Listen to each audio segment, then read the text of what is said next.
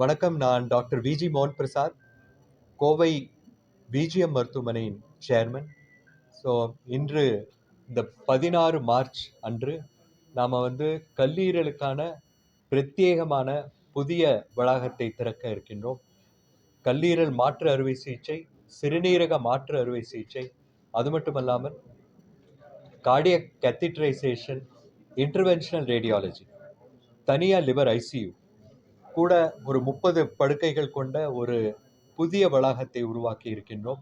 அந்த திறப்பு விழாவிற்கு மாண்புமிகு நீதி அரசர் அவர்கள் திரு வடமலை அவர்கள் பங்கேற்க இருக்கின்றார்கள்.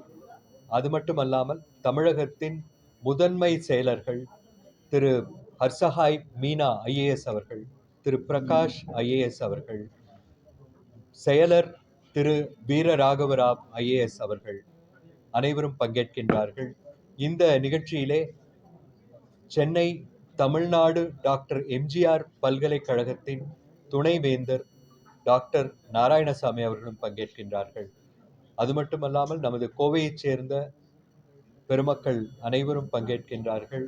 டாக்டர் பக்தவச்சலம் அவர்கள், டாக்டர் கிருஷ்ணராஜ் வானவராயர் அவர்கள், திரு கிருஷ்ணா ஸ்வீட்ஸ் கிருஷ்ணன் அவர்கள் மற்றும் டாக்டர் முருகநாதன் அவர்கள், டாக்டர் ஜே.கே. பெரியசாமி அவர்கள் அத்தனை பேரும் இந்த கட்டட திறப்பு விழாவிலே பங்கேற்கின்றார்கள்.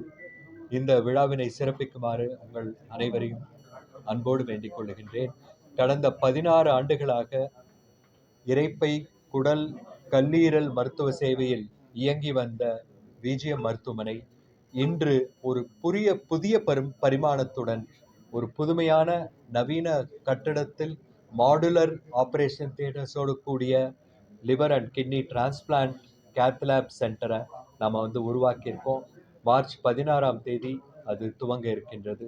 நன்றி, வணக்கம்.